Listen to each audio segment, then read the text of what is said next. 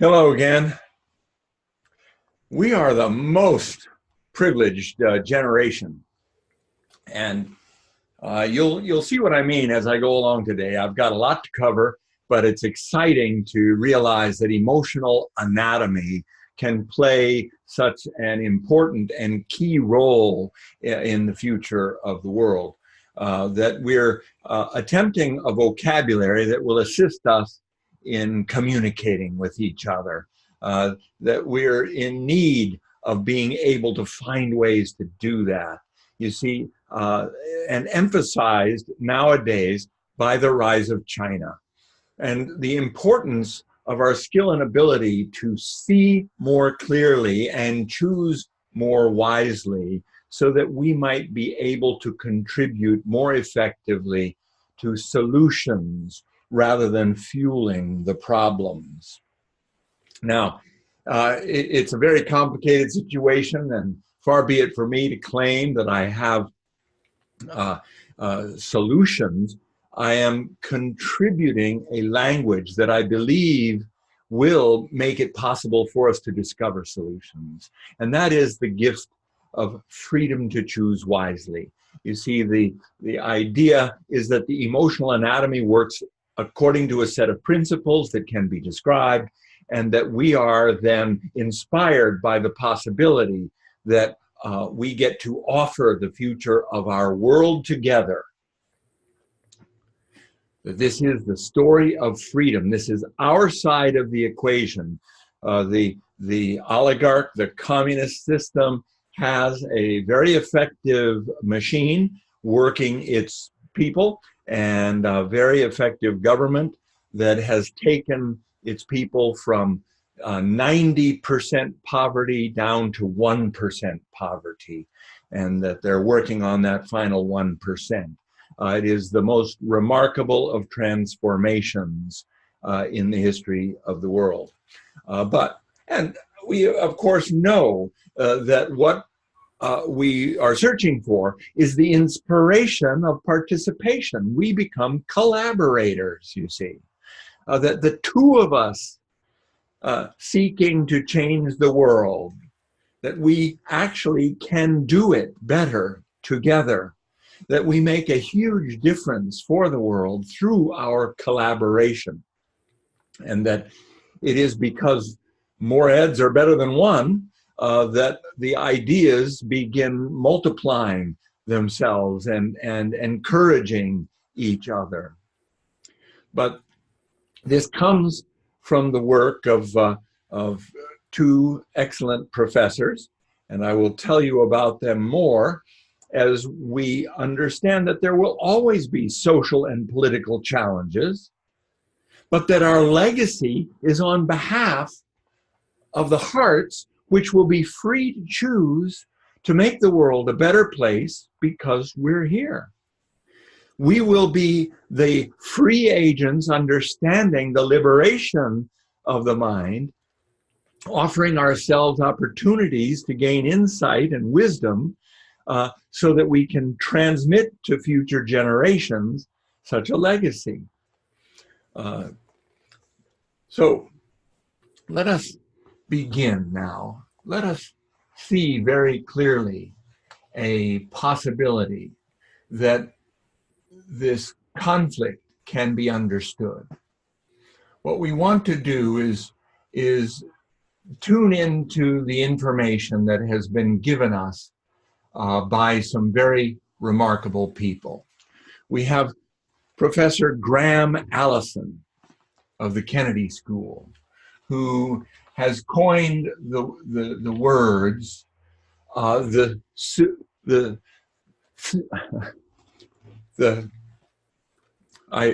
practiced this before, of course.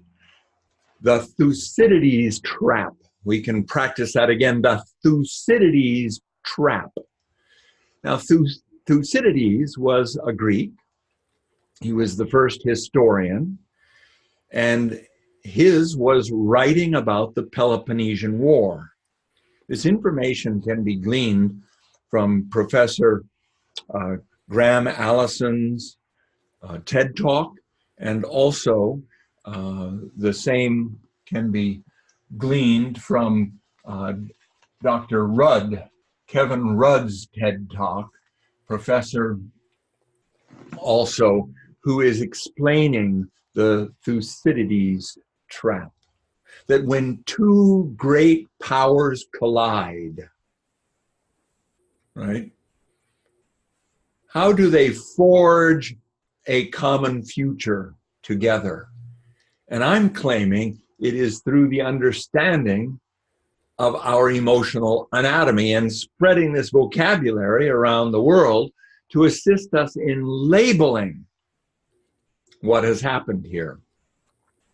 They explain, right, that the inspiration of Chinese history, 5,000 years, Gilgamesh is 5,000 years. Dr. Gilgamesh is intended to be legacy to the generations, that we will become the indigenous people for those that survive to the 5,000 years from now. All right, conspiracy theory suggests it's all going to fall apart before then. Well, I think that it's at least a possibility that we could figure out how to communicate with one another, especially since the emotional anatomy remains unchanged through the generations, and that future generations will benefit from our efforts to describe how the mind works, so that we might be able to make a contribution to solution. All right, so that here we see that it was the rise of Athens that Thucydides is writing about, the rise of Athens, which inspired the fear in Sparta that made war inevitable. And that what we are seeing now is the rise of China, predicted by Napoleon, right? You'll find this in Dr. Kevin Rudd's excellent TED Talk, worth the watch in addition to what I'm explaining to you. Because for me, they have challenged me now to step forward in this tale of two cities to find a common place, a common feature of our emotional anatomy, which is the desire to make the world a better place because we're here. A unifying theme for the human condition, that we find it as part of our emotional anatomy. It's very rare that I find people that can't agree with that, but it is true, I do find them. Oftentimes, deeply wounded people have so much pain inside of them that they're unable to access these healthier parts of our creature. But the desire to make the world a better place because we're here has been usurped through the years by the desires for appropriate defense and strategic alliance for offense.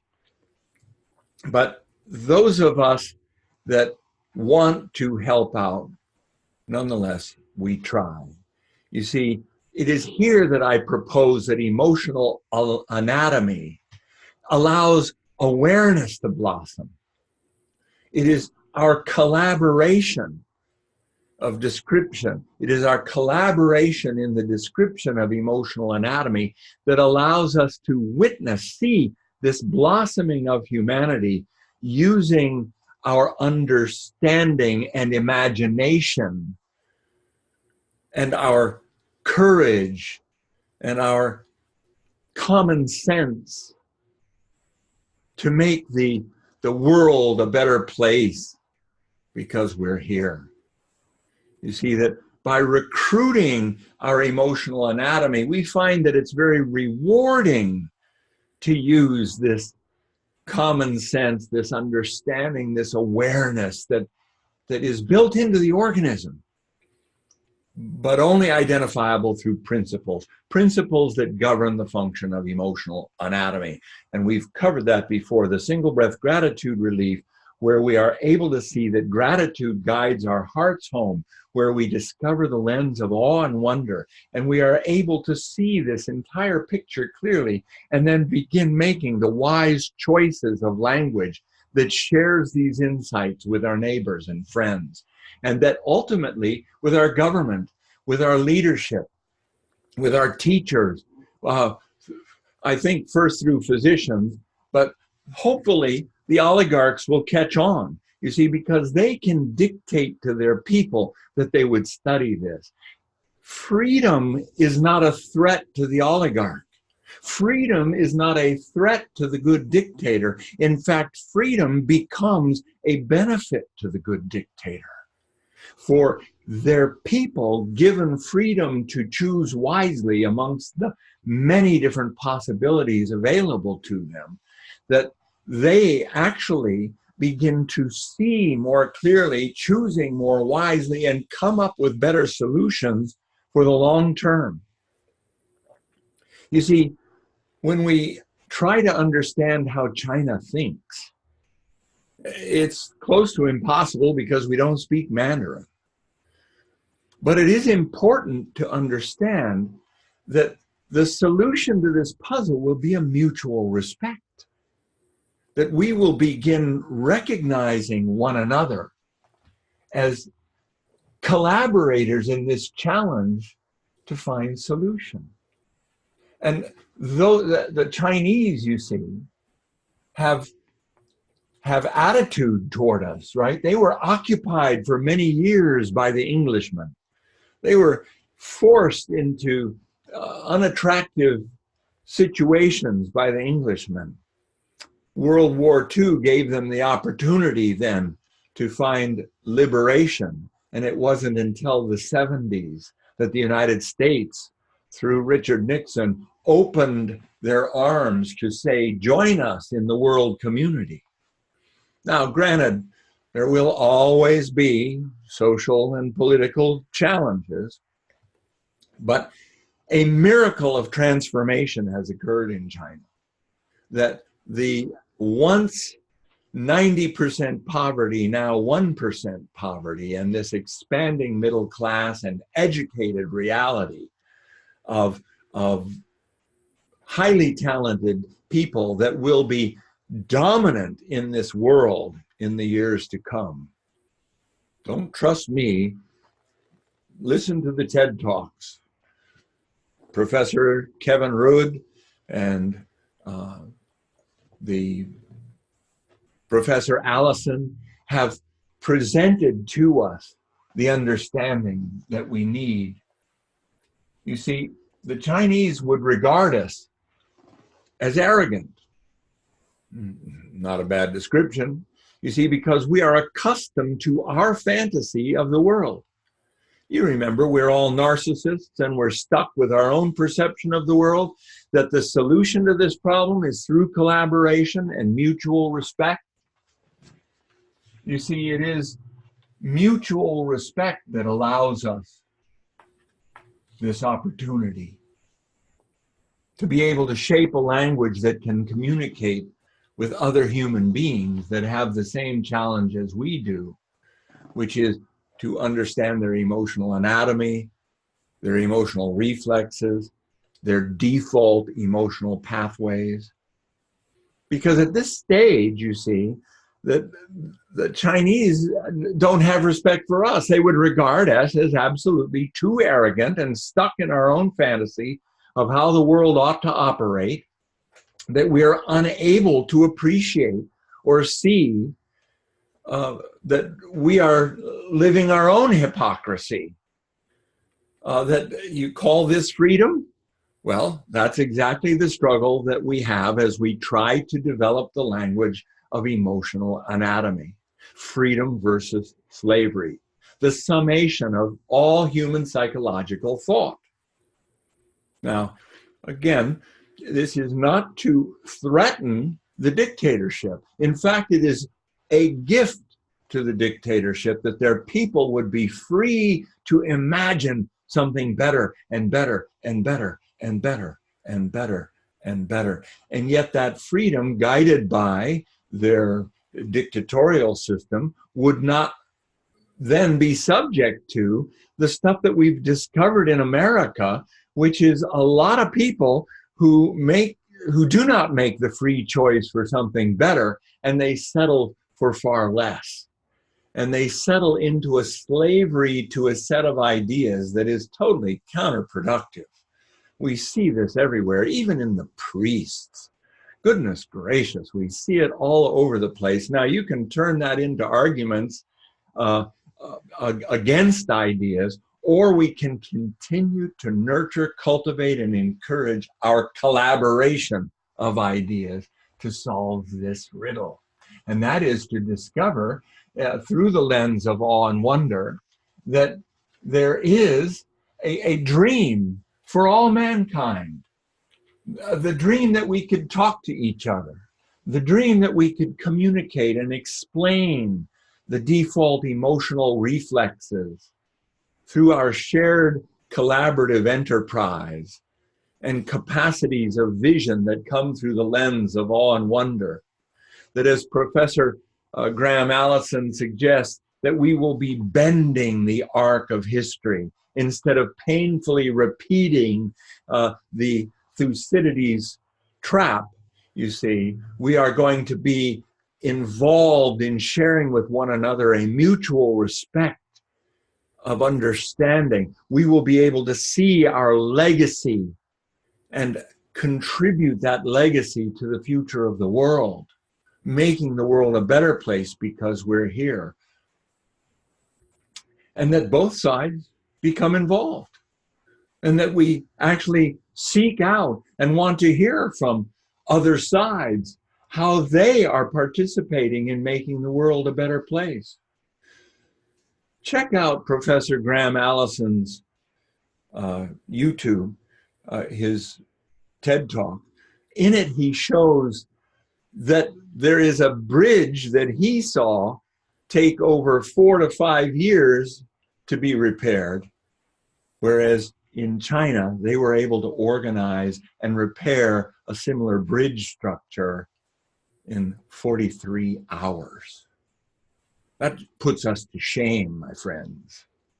How are we going to be inspired in order to compete with such incredible organization and ability to mobilize humanity? We are simply going to inspire one another through the story of freedom.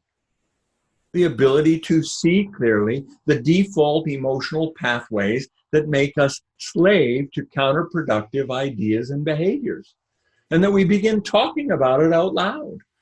We develop this vocabulary so that we can talk about our default emotional pathways out loud, only to discover that there are healthy alternative pathways through gratitude that allow us to see these bigger pictures overnight. All right, so then the default emotional pathways take over again, and it takes us a little while to develop the vocabulary well enough so that it becomes a repetitious process of returning heart home, seeing again through the lens of awe and wonder, choosing wisely that which is better, and moving on to the next problem that we face. For we are privileged to see the rise of China and to be collaborators in the world developing, blossoming, becoming what it is intended to be. Spectacular contributions from each individual, personal significance to the future. This is the mega challenge that Dr. Allison has suggested, that this is the mega challenge that Dr. Kevin Rood is developing, and that we are here to help each other. We are here to talk with one another about this Thucydian trap, and being able then to understand that we are participants through our history and our legacy. And not only that, but by having inherited through our indigenous people also visions of possibility for our future that we get to share through language. We get to see the pride that comes before the fall. We get to see the arrogance that prevents us from the mutual respect of the Chinese, and that they get to see their own arrogance that would prevent them from the mutual respect that could see our ability. Now, I must, apologize for our inability so far to reflect these kind of insights. But I know that this is going to happen fast, because I see at the core of us the desire to make the world a better place because we're here, and certainly the desire to avoid war. Certainly the desire to avoid war. We do not want the conflict, but it is important also to begin engaging one another, to engage these two giants in this future, to engage China in this discussion of what it means to be free to choose for the better, free to choose wisely for the better, and to see the rewards of that experience be personalized to each individual that understands, and therefore highly motivating each of our cultures to share these ideas with all individuals as we grow together in this effort. You see, that there is the understanding, there is the ability to see a fantastic possibility of a common future for ourselves and the world. The Chinese have called us the beautiful country. Well, I suggest we rise to the occasion, because lately our news stories are demonstrating the downside of our freedom. But that is also the pain that will get us to pay attention to the story of freedom and to emotional anatomy and to the navigation of emotional anatomy that allows us to see a vocabulary helping each of us understand the navigation hard home via gratitude, so that we can see again through this lens of awe and wonder. Now, I'm assuming that you've already watched a number of the other videos. If not, you'll have to come back to this one later to understand all of its intricacies. But I want to especially emphasize that Dr. Rood, for me, was so very effective, that Kevin Rood allowed us to hear that his country, right, that we are offered the better place through his country, where he and the Australian people have offered their hearts, to express apologies to the indigenous peoples of Australia. And the incredible blossoming of culture that occurred as a result of touching the hearts of so many, to realize the gift that those indigenous people carry. So too now, we become part of this collaboration.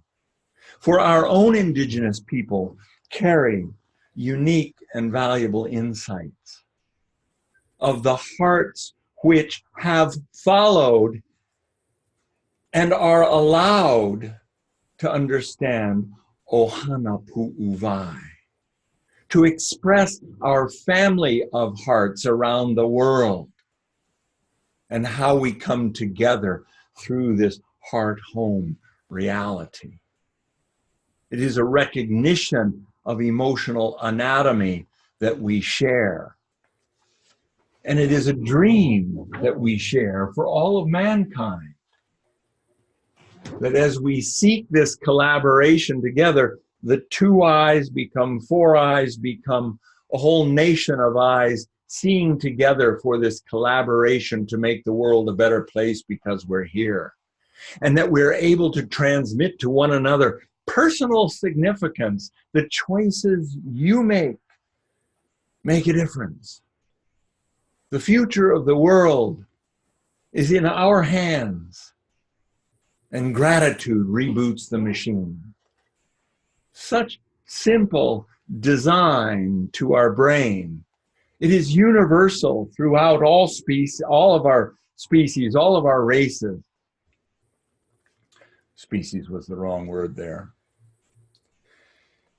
But the human condition is allowed to understand that gratitude not only guides our heart home where we discover the lens of awe and wonder, but it is the response that we also have naturally when we are privileged to respond and contribute to this better world, one step at a time, one choice at a time, personal significance to the future of the world, one choice at a time. That is our privilege, and it is naturally rewarding. It is naturally rewarding. The rewards come out of the emotional anatomy. Thank you. Single breath gratitude relief. And then this explosion of vision that occurs through the lens of awe and wonder is simultaneously rewarding, as are the insights to be gained there. Now, the legacy notion is very important, you see, because the 5,000 years includes the Hawaiian population, the source of Ohana Pu'uvai, the insights that would enable a culture to survive without a supply boat for many thousands of years in the middle of the Pacific Ocean. There are lessons that come from this culture shared through their language, their Olelo Hawaii, the story of Hawaii, which is carried through their language. And that will be further elaborated upon in other podcasts and other videos. But right now we're talking about indigenous peoples. Now we become the indigenous peoples for the future by learning how to communicate with one another effectively and get each other excited about the role that we play for making the world a better place because we're here, each of us individually significant, freedom versus slavery. For the slavery of default reflexes try to suppress, squash, and kill any of this motivation or desire. And it uses language, it uses feelings, it uses impulses and moods. You see, the human emotional anatomy gets wounded early on. I'm sure it happens in China too. We humans get wounded all over the world, and war is the worst of the wounds. And it prevents our minds from then stepping back in awe of possibility to make free choice for the better world. In fact, it is a war. In fact, many people have turned to the dark side, and they would represent the dark side in their discussions and talk. But we now have this challenge to step forward with language that speaks of navigation, light side, dark side, and to do battle against the dark side on behalf of the light side, on behalf of the future of the world, and that we are collaborators. The oligarch of communist China, we become collaborators with the entire nation, and they become liberated into freedom so that they too collaborate with their government to make the world a better place because we're here, all of us involved. If only we could catch up with their 43 hours to repair entirely a bridge. Goodness gracious, what an incredible video was displayed through Dr. Allison. Check it out. TED Talks. Such a valuable enterprise. Thanks, Bill Gates. Thanks, Ted. All of that. Yes, the challenges that we face is to now turn to this emotional anatomy, turn to our deeply rooted feelings, those emotions and thought patterns that make us so painfully human and unable to participate in this larger context. And we begin labeling them. The Chinese actually have a word for it, Xiu Wei, something like that. Xiu Wei. And that it refers to their ways of thinking. We're introducing the idea of lensing. And what's fascinating is that the common future between these two great nations It depends on all of us being involved. We're all responsible.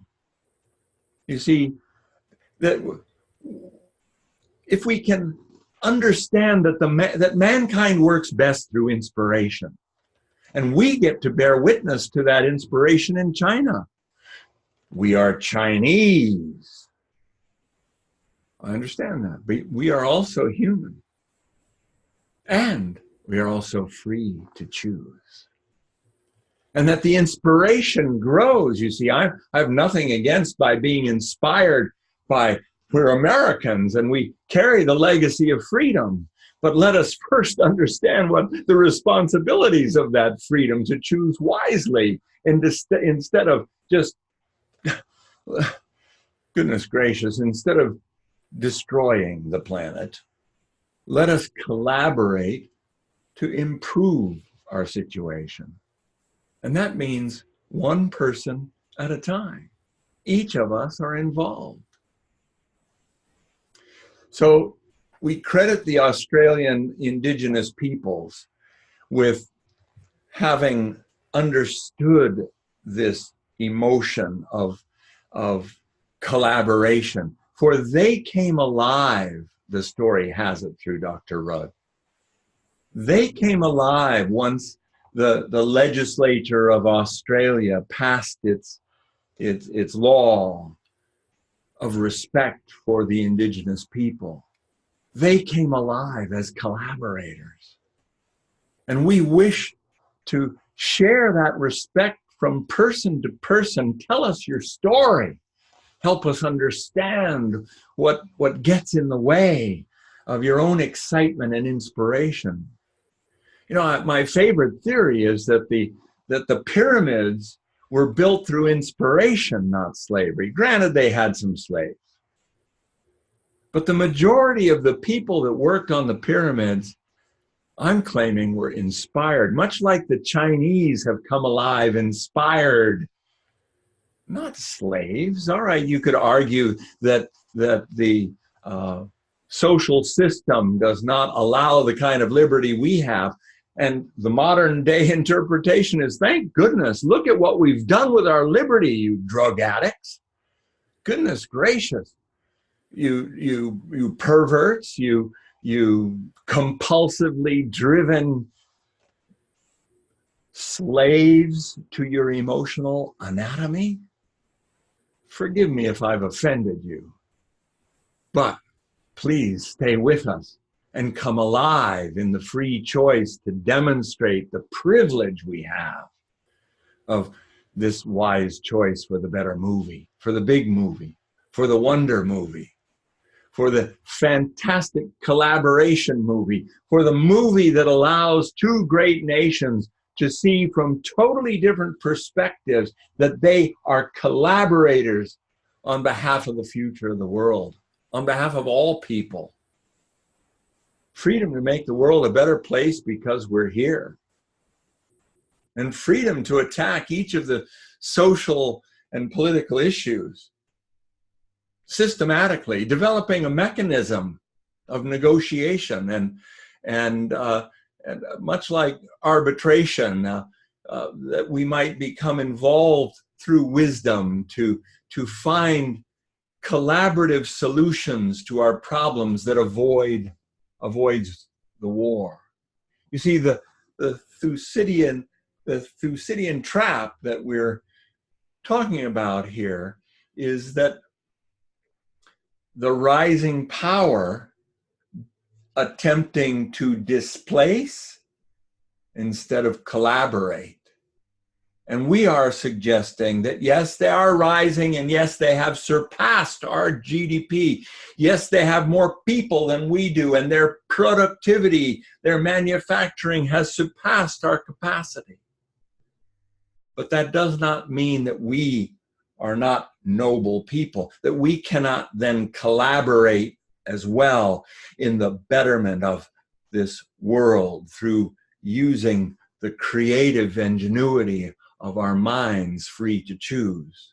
We were exposed to freedom before they were. It is our responsibility now to integrate these ideas and share them in a respectful manner that allows us wisdom. It is pride that comes before the fall, and we are seeking a wisdom that avoids that calamity. And I'm claiming that we will find it through our emotional anatomy. That you see that the mutual respect that we have is how our future will be shaped. It is the Thucydian trap that Dr. Graham Allison has proposed and coined as the name for a phenomena where he points out that over the past 500 years, he would count 15 cases of a rising power conflict with ruling powers, and 11 of those 15 cases ended in devastating war. So very good of him to wake us up to this problem, and very good of him also to get me excited about the possibility of sharing, you see, because I truly believe that the emotional anatomy is motivated by the desire to make the world a better place because we're here. Check it out within yourself.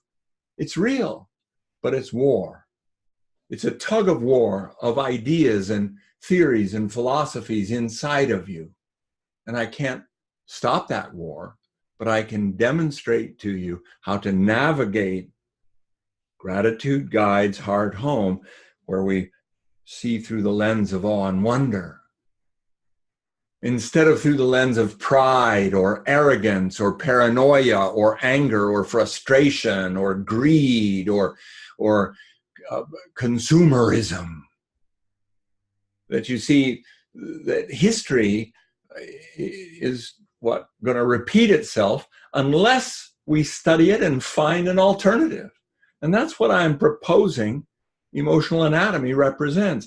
Henry Kissinger is actually quoted as using the Thucydian trap that as a lens through which he understands international politics.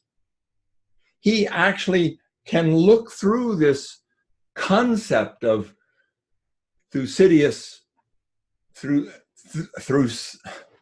the lens of the Thucydian trap. He can actually look through that lens and see the conflicts of social politics arising. Now, I'm inviting us into the story of freedom, to see that we are collaborators in this transforming world where China, the manufacturing base and the most powerful of countries at this point through GDP, etc., is threatening the primitive leadership of the United States of America, for they do not see the potential for collaboration and cannot articulate it well to themselves even. They live in an adversarial system where freedom has allowed them to argue with one another instead of see the merits and the rewards of our collaboration. Understanding that it is through our narcissism that we argue and we take sides in this argument, instead of the inspiration of our collaboration as the long-term solution, helping each of us achieve this heart home experience, witnessing through the lens of awe and wonder, choosing wisely how we personally can contribute to this exercise. It is through mutual respect for our future together, as we make the world a better place, that becomes our purpose-driven leadership. Xi Jinping, I'm sure, understands this, that the purpose-driven leadership that sees the desire to inspire their entire country. We are Chinese. We are human. We are earthlings, and we see clearly how the mind works so that we might return hard home and witness this future movie through the lens of awe and wonder instead of through the lens of the Thucydian trap. Thucydides wrote about the Peloponnesian War, where Sparta felt threatened by rising Athens, and then war resulted and destroyed Greece. It was the end of the modern Greek era, but not the end of Greek influence.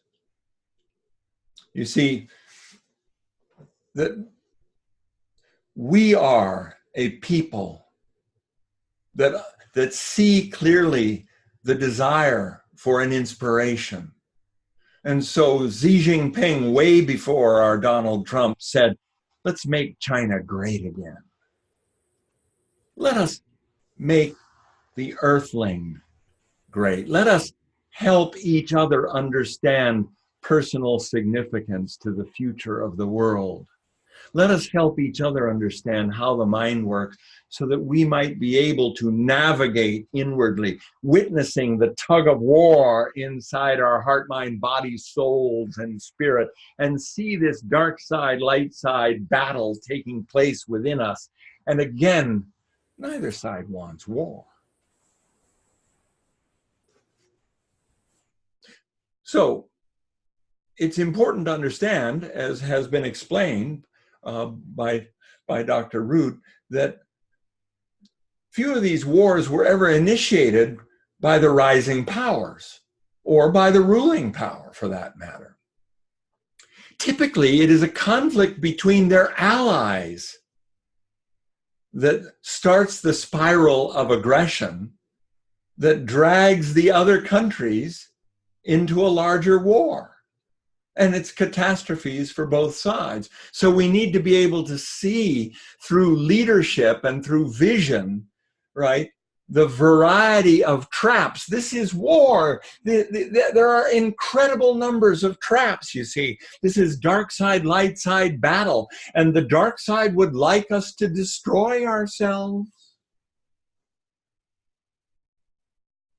And it happens through aggression between the allies, the alliances, and that then to see whether or not it is possible for us to recognize these traps and speak to them accurately, to choose wisely the words that warn one another, and that we can, thanks to Dr. Allison, use the Thucydian trap as a common reference of movie, television, seeing clearly how this story could unfold if it were unchecked. And that as a result of Henry Kissinger seeing through this lens of the Thucydian trap, he then wisely would attempt to avoid. But I believe also for us now, using this as opportunity to teach emotional anatomy and to help each other understand personal significance to the future of the world. We are all human and we are unique individuals. Never has been, never will be another one like you. But your contribution makes the difference to your neighbor, to your friends, to your children, to your family.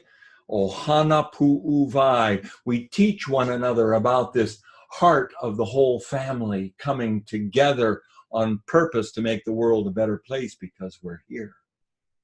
And we see it throughout history, from indigenous people, Hawaiians 5,000 years ago, Chinese 5,000 years ago, American Indians 5,000 years ago.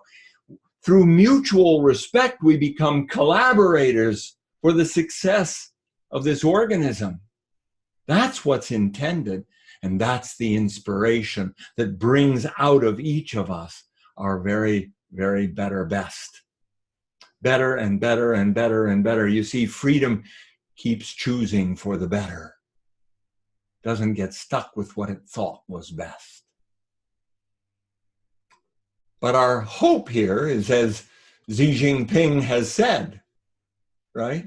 Our hope is to create a new form of a great power relationship, that the great powers develop awareness of this Thucydian dynamic and the dangers that it poses. And it sparks urgency into our sharing of emotional anatomy for each of us individually, mostly our leaders, please.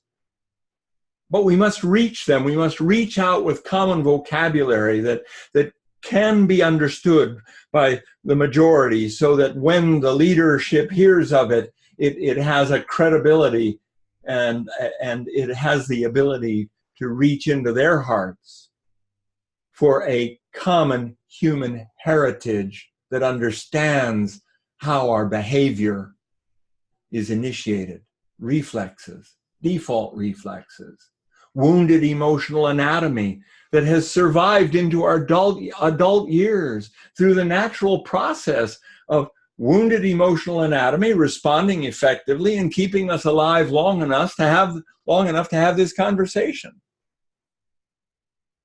You see, it is through the sharing of emotional anatomy that we begin to see these default emotional reflexes that are common to our human heritage and help us understand our own behavior, catching ourselves before the consuming spiral of emotional reflexes takes over, the snowball, the spiral out of control,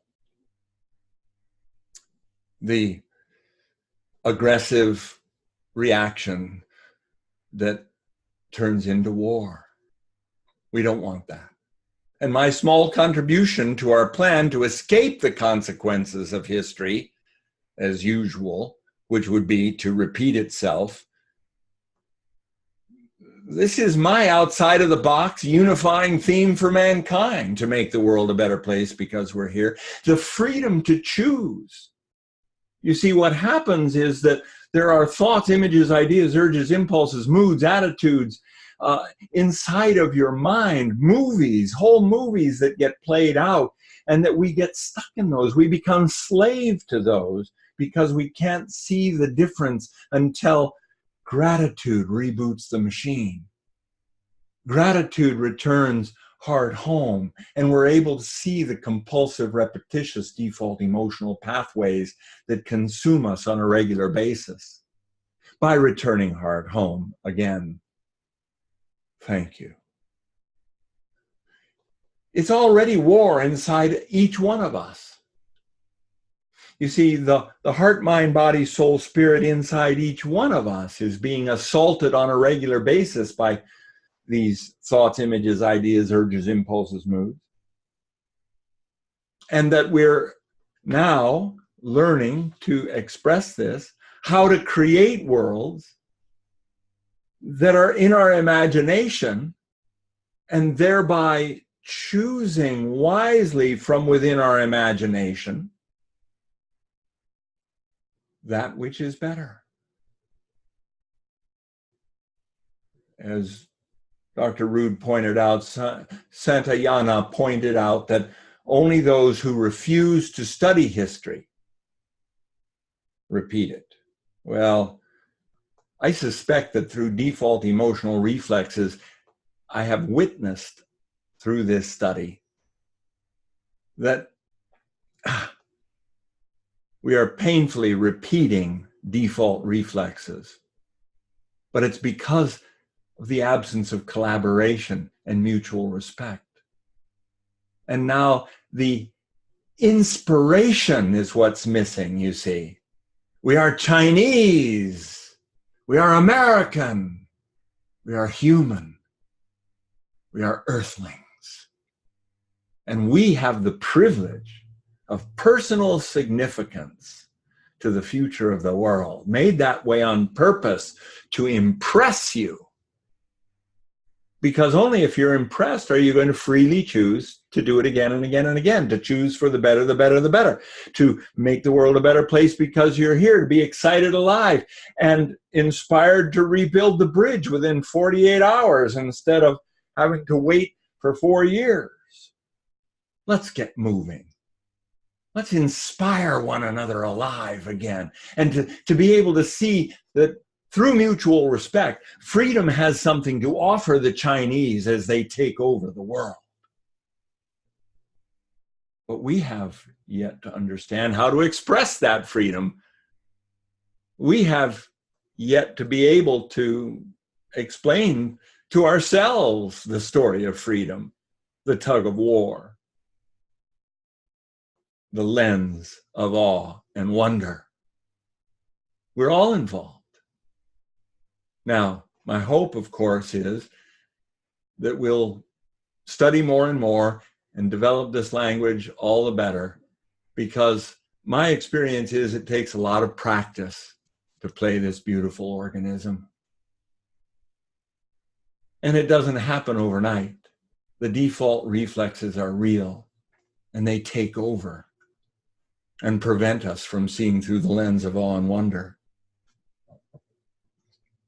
But yet it is through inspiration, you see, through the inspiration of imagination, through the courage to be able to express ourselves just to our friends, to our neighbors, to our relatives, to our loved ones, just to start talking about awareness of the Thucydian trap and how to avoid our conflict. You see, our country is at this stage in a very sick trap of adversarial preoccupation. What's wonderful is that each of us individually can get out of that adversarial preoccupation through the lens of awe and wonder by seeing more clearly and choosing more wisely how to participate in mutual respect as we develop a language that helps each other see how our mind works and contributes effectively through a collaborative mutual respect. Remember, we are all narcissists.